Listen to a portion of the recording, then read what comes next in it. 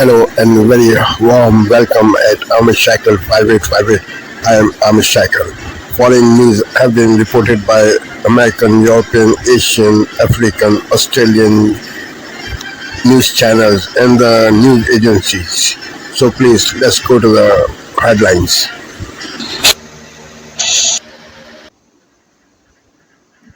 Welcome to CZ News. Let's know the 20 biggest news of the country and the world.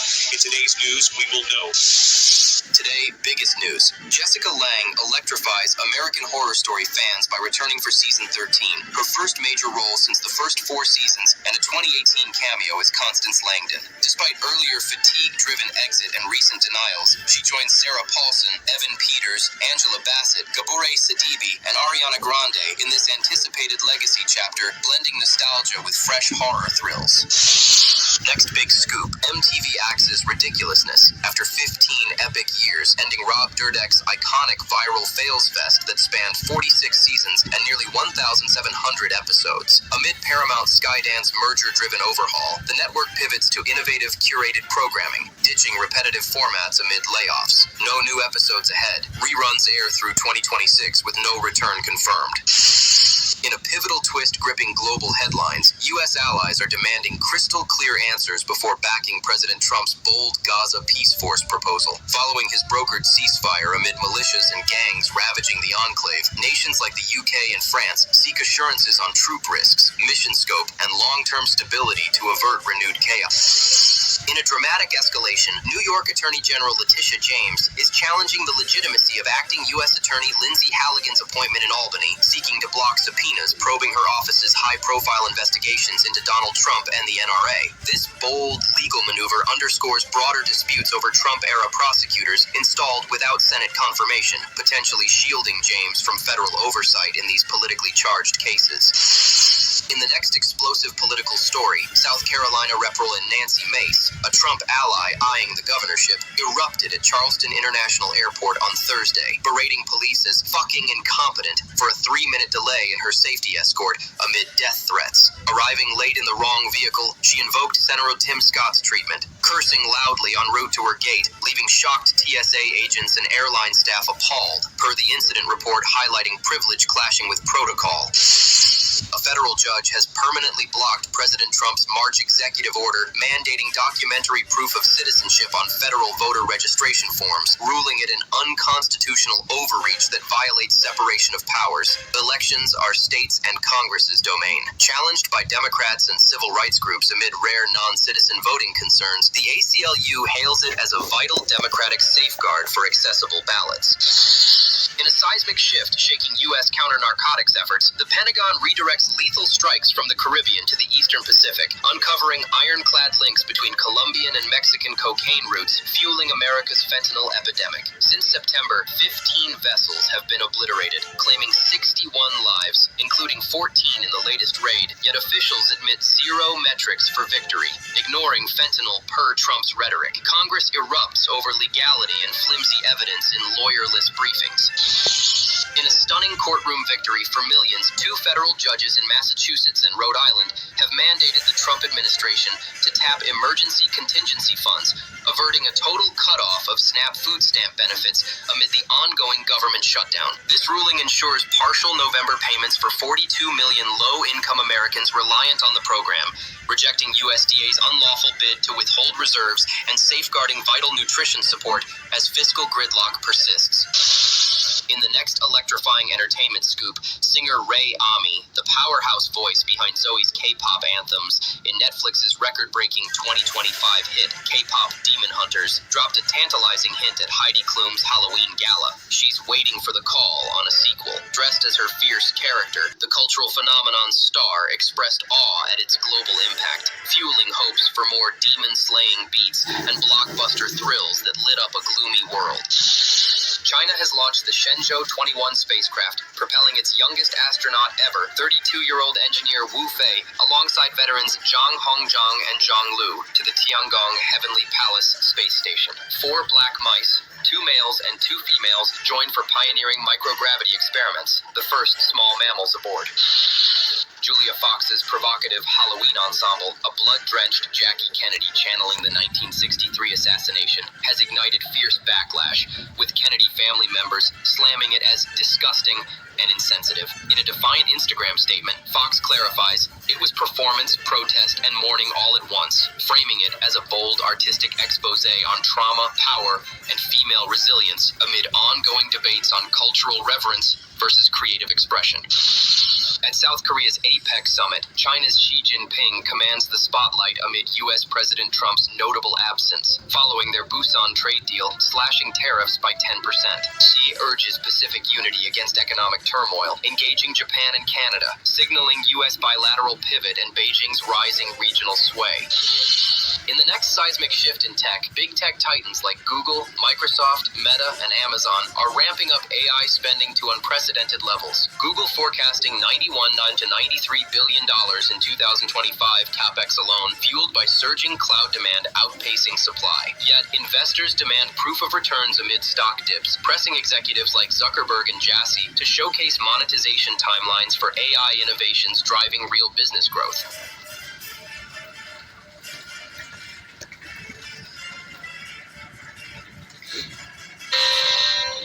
The AI race is upon us. It's undeniable, and the White House is working around the clock to make sure that the United States comes out on top. That means not only making technological advancements, but also making sure that our energy grid is up to this massive task. And this week, the administration made major strides on both fronts. So we headed to Washington to learn more from Secretary Chris Wright and EPA Administrator Lee Zeldin. Well, Secretary Chris Wright and EPA Administrator Lee Zeldin, thank you guys for sitting down with us. I want to start with you, Secretary Wright. This week, the Department of Energy announced 2 private sector partnerships, one with Advanced Micro Devices, the other with NVIDIA. And this is in an effort to build multiple AI supercomputers. So tell me what the overall goal of this is and why it's so important to have these public-private partnerships. AI is going to transform our world in massively positive ways. We're going to be able to deal with cancer much faster than we could have before. Huge health impacts of it, but it also has national security impacts. So as the president has said so eloquently and so forcefully, we have to lead in AI. So to do that, the government's got to run differently. We got to be more like a business. So instead of a normal procurement process, we've had AMD and NVIDIA, and you'll see others that have said, we're going to come build massive data centers on your lands.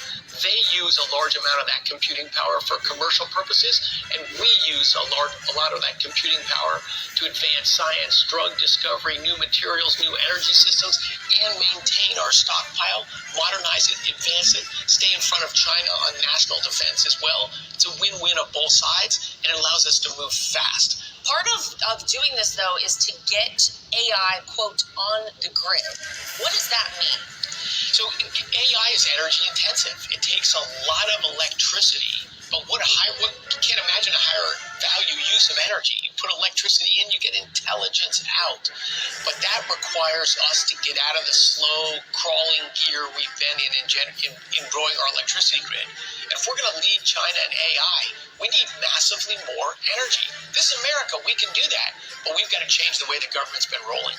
Well, Administrator Zeldin, with the idea of these supercomputers with AI in mind, they're obviously going to require a lot of energy, as we're hearing from Secretary Wright. Are there any environmental concerns from your perspective? So we have a national security benefit by doing this work. We have the economic benefit, obviously, from unleashing energy dominance and making America the AI capital of the world. But it's also filled with enormous environmental benefit because we tap into these energy supplies so much better and safer than so many other countries elsewhere around the world.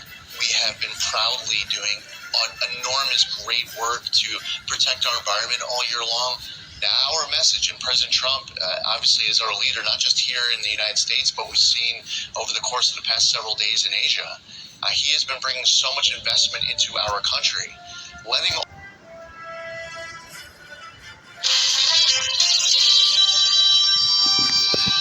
tonight on PBS News Weekend, as the government shutdown begins on new month, uncertainty for the tens of millions of low-income Americans who rely on government food assistance. Then a new book looks at China's dazzling infrastructure and how modern China has been shaped by engineers. And a remote island in the Indian Ocean where climate change is driving an ancient, distinctively shaped tree to the brink of extinction. It just looks like something out of a Dr. Seuss book. It has this umbrella-shaped canopy, and if we lose these trees, it would be devastating not just symbolically, but for the entire ecosystem.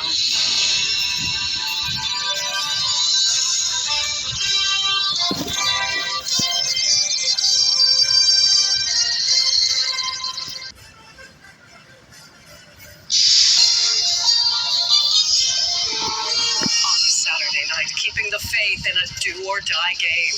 A Blue Jays loss forces a final Game 7 in Toronto tonight. 100%. Jason 7. With fans across the country supporting a team that has come from behind before. The Prime Minister's trade war mea culpa as he wraps up his trip to Asia. Did you apologize to Donald Trump about Ontario's anti-tariff act? I did apologize to the president. And why he says he's willing to go to an election over next week's federal budget. Plus, the backlash against the Alberta government for its controversial move forcing teachers back to work. And falling back tonight, the impact of the time change on productivity.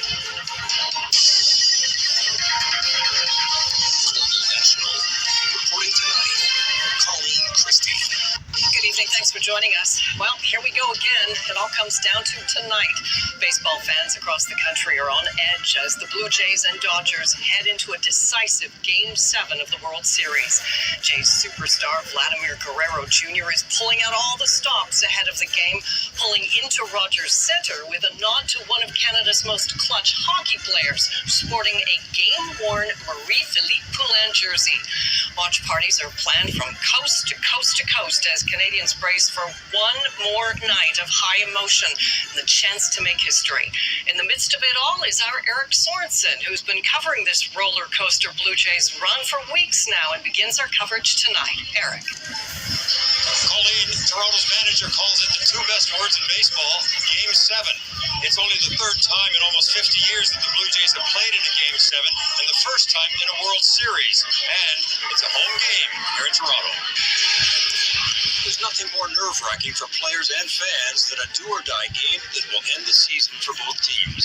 How did we get here? A ninth inning like no other in Game 6. A Blue Jays hit that wedged to the outfield wall, limiting Addison Barger to a double. And then, the first ever game-ending double play started from the outfield. It was that kind of night for the Blue Jays, who scored only one run. The outcome didn't surprise analysts or Dodgers fans.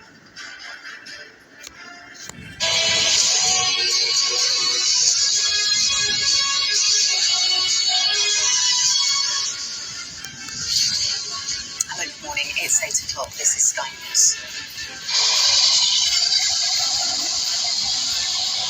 9 people are fighting for life after a mass stabbing on a train heading for London.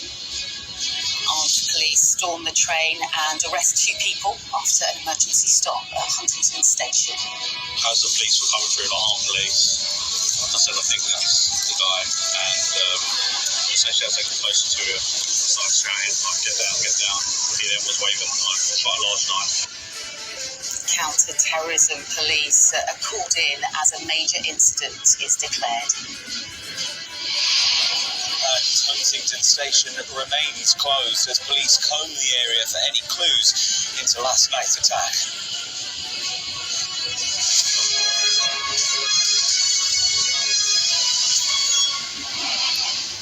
You're watching Sky News. Breaking news this morning. 10 people have been taken to hospital, 9 of them with life-threatening injuries after a mass stabbing attack on a train bound for London.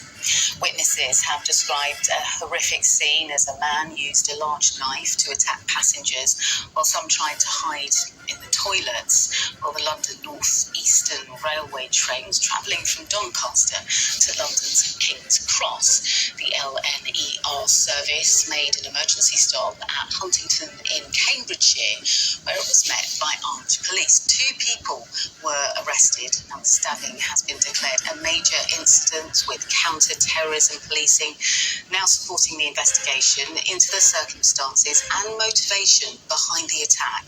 Gurpreet Dewan reports. It all happened within a matter of minutes. This London-bound train rolled out of Peterborough station at 7:30 p.m. By 7:39, the first 999 call had gone in. Two attackers with knives were storming through the carriages, stabbing passengers. The ordeal ended at Huntington, where armed police were waiting. There was quite a few people coming through, actually, and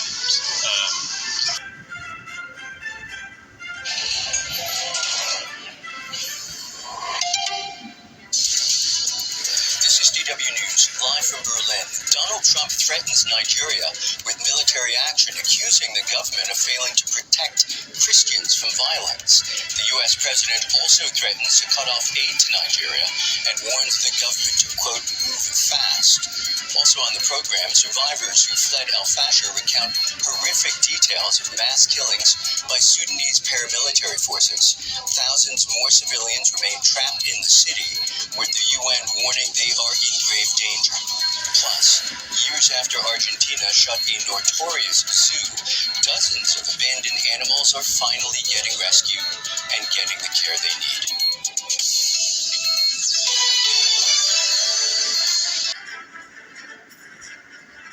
Watch Reporters on France 24.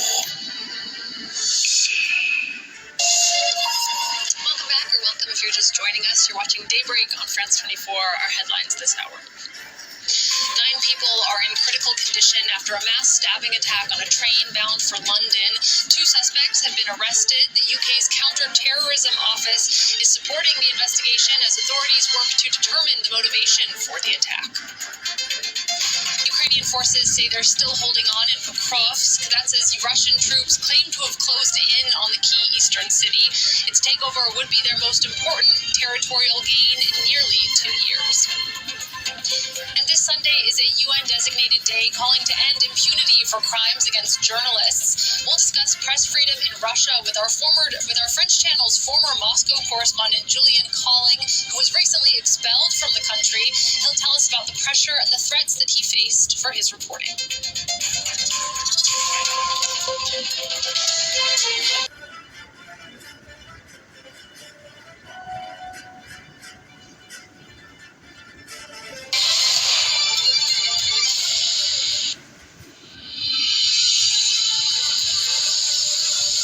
Today, the Nationals party room unanimously votes to scrap their commitments to net zero by 2050.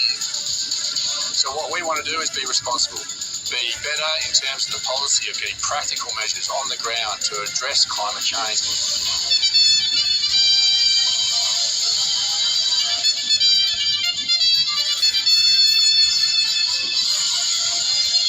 9 people critically injured after being stabbed on a train in north of London. The man accused of murdering a woman in the New South Wales Hunter region refused bail.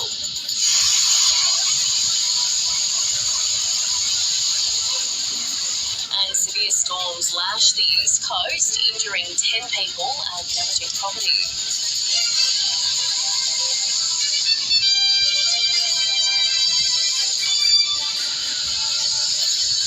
Hello and welcome to ABC News. I'm Melissa McKay. From wherever they were going to on that train.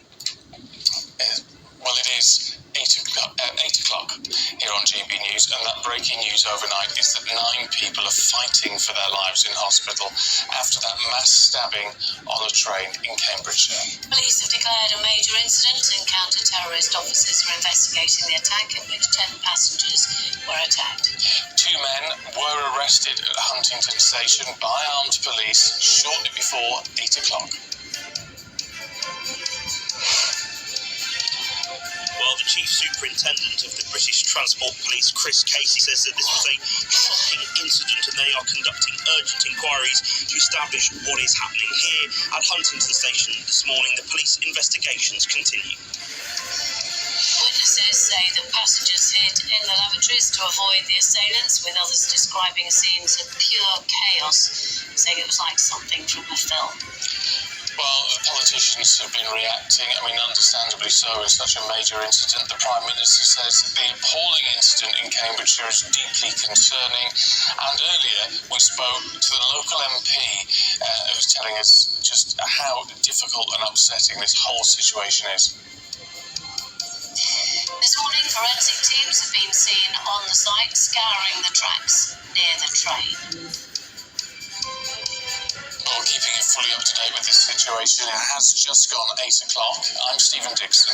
I'm Penny Smith, and this is GB News Breakfast.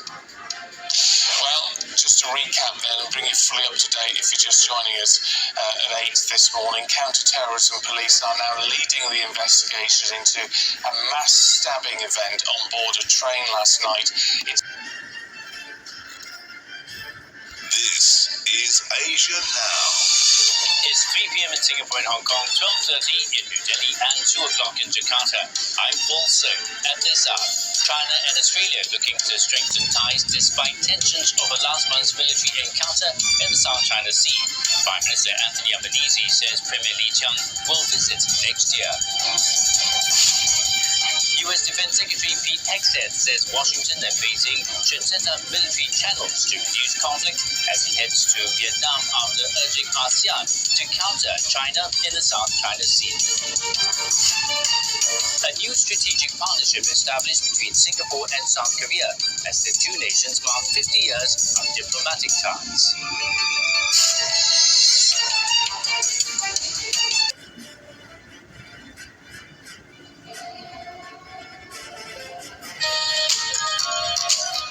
Africa News. The news.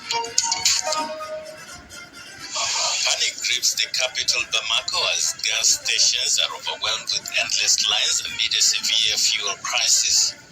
Compounding the panic, several countries are now advising their citizens to leave Mali due to the growing threats from jihadists, a move that has surprised many residents. The decision is a bit disappointing for us Malians because we know that Western countries have the right to protect their citizens. A few weeks ago, there were kidnappings, including of Emiratis and Egyptians, so they are indeed within their rights to want to protect their nationals. However, the way it was done caused some panic among Malian population, especially with the information being spread on social media and other platforms. I think there were other more appropriate ways. For example, diplomatic channels would have been better than posting it on social media. For us Malians, it doesn't change anything. After all, we are here. We have no other country to go to. But many people didn't understand, and it created a kind of psychosis. Today, it is truly regrettable for the Western countries.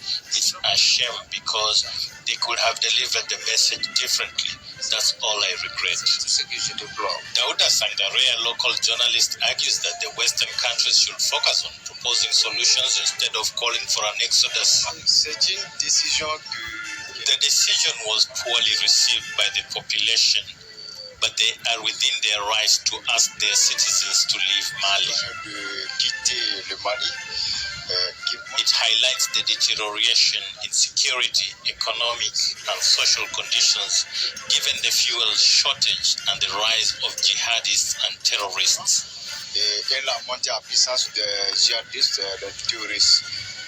However, I would say that they should propose a solution to be discussed with the Malian authorities to finally put an end to this situation that has gone on for far too long. For now, even though the government has announced the arrival of about 100 fuel trucks with security is ensured by the farmers, the situation in Bamako remains dire. Real Madrid forward Kylian Mbappe was presented with the 2024-25 Golden Boot Award on Friday in front of his teammates at the Santiago Bernabeu. The French striker scored 31 goals last season, earning him the prestigious individual. Thank you for watching Amish Shakil 5858. I am Amish Shakil. I hope you will visit again. Have a good life. Bye bye.